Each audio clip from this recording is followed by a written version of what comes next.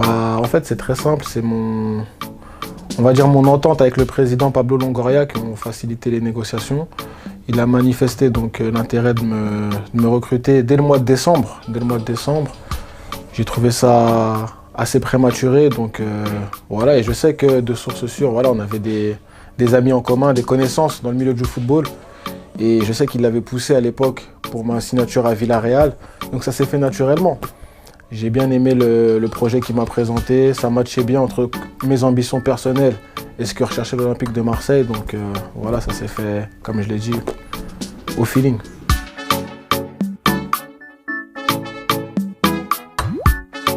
Mon intégration, elle se passe plutôt bien, j'ai envie de dire. Je l'avais dit en interview, je suis arrivé après 5-6 mois sans jouer.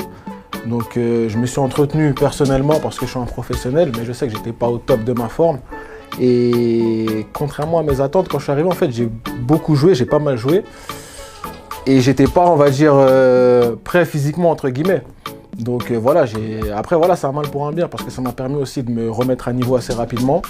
Et non, belle intégration, j'ai trouvé un super vestiaire, des super gars et je suis content. J'ai pu marquer assez rapidement, maintenant il faut que ça continue. Et c'est assez paradoxal parce qu'en fait, comme je l'ai dit, je suis arrivé sans une réelle préparation, j'ai joué pas mal de matchs. Et là, maintenant que ça va un peu mieux, voilà, on a récupéré pas mal de joueurs non plus. Et ce qui fait que là, je joue un petit peu moins. Mais je m'accroche, moi je sais que voilà, le plus important, c'est que l'équipe tourne bien. Et moi, il faut que je me tienne prêt, comme ça, dès que le coach fait appel à moi, je serai déterminé et il va falloir répondre présent, quoi.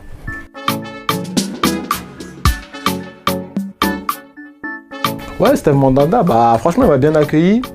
On a son frère qui est avec nous en sélection, à qui je passe le bonjour d'ailleurs. Parfait, on est ensemble, ça bouge pas. Et non, franchement, super gars, super type, professionnel, carré. Et c'est notre capitaine, hein, Steve, on va pas se mentir, c'est notre capitaine. Pour moi, c'est un honneur d'évoluer avec des joueurs comme ça, parce que voilà, il y a beaucoup d'expérience. Moi, quand j'étais encore petit, quand j'étais en centre de formation, je le regardais à la télé, tout ça. C'est un monument à l'Olympique de Marseille et je suis fier d'évoluer ici avec lui dans cette équipe.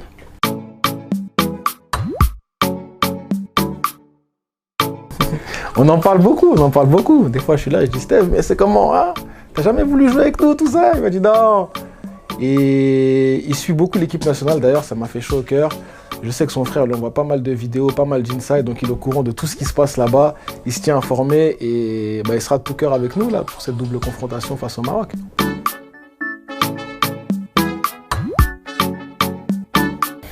Ouais, on a 2 matchs de la Coupe du Monde, là, 2 matchs du Qatar. L'état d'esprit, je suis déterminé. Je sais que c'est une chance qu'on a de pouvoir représenter toute la nation. Sur 2 matchs, on peut se retrouver au Qatar. Donc voilà, le peuple attend ça depuis longtemps, depuis 1974. Aujourd'hui, voilà, j'ai la chance d'être sélectionné. Je vais représenter mon pays et je vais mouiller le maillot et on va mouiller le maillot pour faire honneur à la patrie.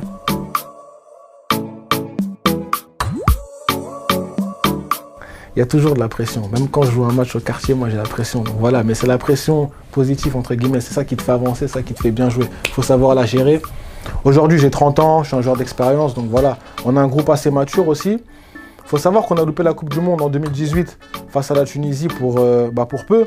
Et aujourd'hui, on revient avec cet état d'esprit un peu, entre guillemets, revanchard. Et on a à cœur de faire bien les choses pour pouvoir amener le peuple congolais au Qatar.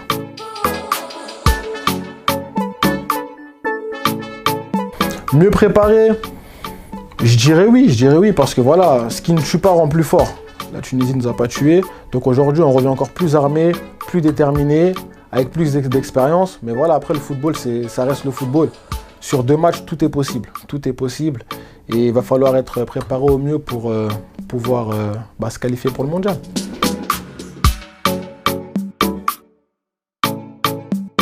Non, ça reste en interne. On s'est beaucoup parlé entre les coéquipiers. J'ai beaucoup discuté avec les cadres de l'équipe, tout ça. Donc voilà. Moi, je pense que c'était cette expérience qui nous faisait défaut. Maintenant, on verra. Comme je l'ai dit, sur 2 matchs, tout est possible. Le Maroc, c'est une grosse nation de football. On sait qu'ils ont des grands joueurs aussi. Donc ça ne va pas être facile. De toute façon, dans tous les matchs qu'il y a, il n'y a aucune confrontation facile. On sait à quoi s'attendre, il va falloir être armé et la meilleure équipe gagnera.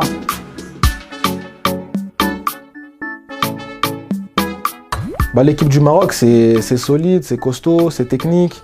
Il y a des grands joueurs qui évoluent sous le maillot marocain. Donc maintenant, voilà, faut pas avoir peur, faut pas avoir froid aux yeux. Faut y aller avec de l'audace, faut y aller avec du culot, faut y aller avec de la détermination. Et moi, je pense que voilà, tout est possible. Et j'ai confiance en mon équipe.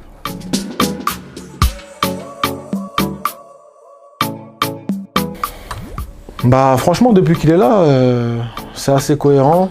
Il nous a apporté une certaine stabilité, de par son calme, de par son expérience, de par sa manière de penser. Voilà, il a essayé d'installer en peu de temps un schéma tactique qui a l'air de fonctionner plus ou moins.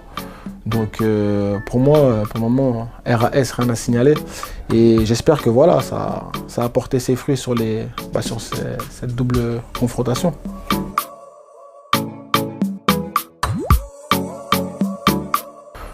Moi, depuis le début, en fait, c'est quelque chose que j'ai toujours fait. Je l'ai toujours fait parce que je sais que voilà, le contexte africain, il est un peu différent. Le contexte congolais, surtout, il est un peu différent. On sait qu'en termes d'organisation, tout ça, on a un peu de retard par rapport à d'autres nations. Ça, faut pas se le cacher, il faut qu'on se le dise. Mais voilà, c'est pas non plus une excuse, faut pas se cacher. Justement, il faut y remédier, il faut apporter des solutions. Et pour moi, le leadership, entre guillemets, c'est une solution, tu vois. Au Congo, on aime bien pointer du doigt les leaders. Oui, non, lui, c'est un footballeur. Qu'il fasse son travail sur le terrain, le reste, non. Moi, je pense que voilà. Moi, je fais partie de la trempe, entre guillemets, des gens qui aiment bien faire en sorte que les choses avancent. Et moi, si je suis là, c'est pour faire avancer le football congolais. De par mes capacités sur le terrain, mais aussi de par mon expérience, de par ma connaissance du football et de ma vision, tu vois. Donc, non, moi, je pense que c'est important d'avoir des leaders. Le leadership, c'est quelque chose de très important. Et surtout au Congo. Et moi, de toute façon, je ne me suis jamais caché, je ne me cacherai jamais. La preuve en est, hein. T'es là, je suis là, je m'exprime. Donc, non, moi, tout ce qui est bon pour le pays, pour moi, c'est la nation avant tout. C'est même la nation avant Cédric Bakambu. Donc, non, tout ce que je peux faire pour faire avancer et développer le football congolais, je le ferai avec grand plaisir.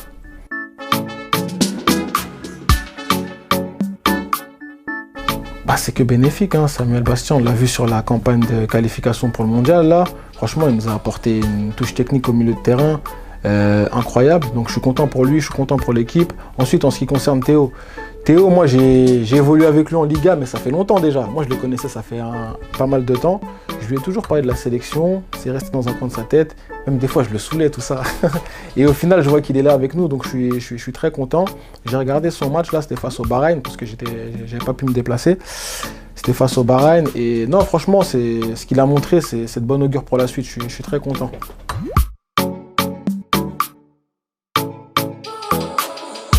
Non, pas forcément. Après, voilà, les gens ils vont croire que je suis un scout ou si je suis un recruteur. Non, moi je suis footballeur avant tout aussi. Faut pas l'oublier, mais comme je l'ai dit précédemment, si je peux aider, je vais le faire avec grand plaisir. Mais c'est vrai que je pense que le football africain est en train de se développer. Et moi, je suis pour de toute façon que les binationaux, entre guillemets, parce que j'aime pas trop utiliser ce terme. Pour moi, t'es Congolais, t'es Congolais. Mais voilà, les binationaux, je suis pour que tous les binationaux, moi, réintègrent le continent. Le continent, c'est important pour le développement du football, pour le développement pour donner de l'espoir aussi aux gens. Et je pense que nous, les Congolais, on a encore un train de retard par rapport à d'autres nations qui arrivent justement à attirer les binationaux plus facilement que nous. Mais on y arrivera, on va combler ce retard-là. Parce que je pense que voilà, au Congo, on a une palette de joueurs, une palette de talents exceptionnels.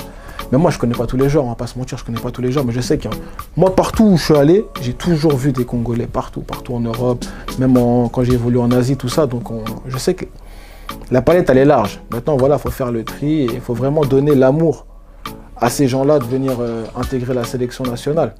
Et ça passe par quoi? Ça passe par des beaux résultats. Je pense que si on arrive à se qualifier pour le mondial, déjà, les gens verront le football congolais d'un autre œil.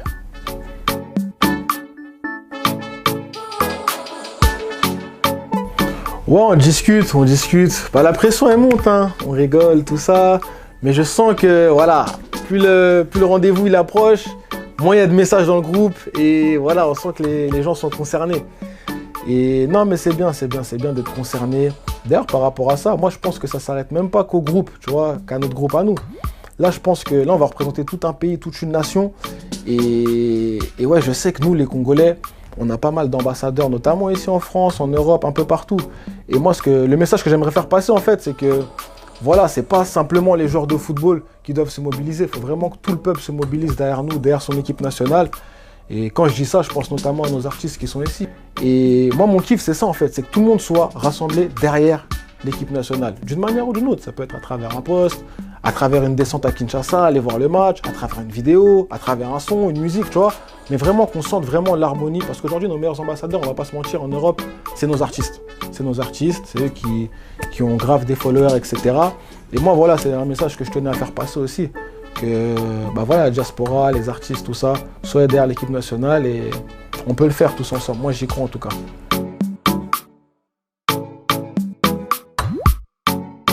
Non, pour moi, le public, ça a toujours été un atout. Pour moi, ça a toujours été un atout, le public. Et notamment au Stade des Martyrs.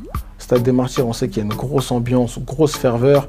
Et voilà, ça va être important que nos supporters nous soutiennent durant ce match face au Maroc. Parce que voilà, on aura besoin d'eux. Il y a des moments difficiles dans un match, il y a des moments où tu as envie de te sentir poussé par le public, tout ça. Et j'espère que le public répondra présent. En tout cas, j'invite tous les Congolais à venir au stade, tous les Congolais à nous soutenir durant ce match-là. Parce que là, on aura vraiment besoin de toute la nation pour aller chercher cette qualification.